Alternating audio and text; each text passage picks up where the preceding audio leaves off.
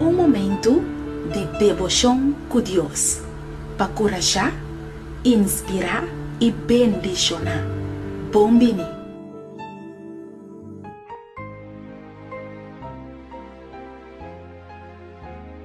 Rabia. Rabia é uma emoção natural. Também é duro para controlar o sentimento de rabia e cutalanta. Quizás a você está escutando isso aqui e você para dentro queima de rabia contra de uma pessoa. Pero a ver, Deus quer para meditar em Efésios 4, verso 26. Você por rabia?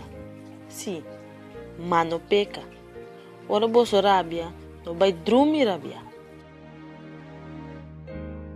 Me quer uma oração, Pablo. Senhor, tata de amor, me não por controlar minha rabia. Está cansado de mim mesmo e está parece que outro não está pondo minha rabia intencionalmente. Inter a noite me está pensa como eu me barra minha rabia riba e persona aqui.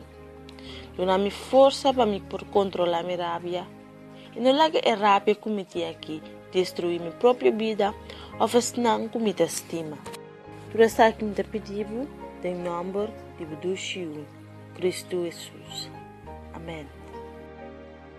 Boas é aqui de coração, pero não quero que também me sora.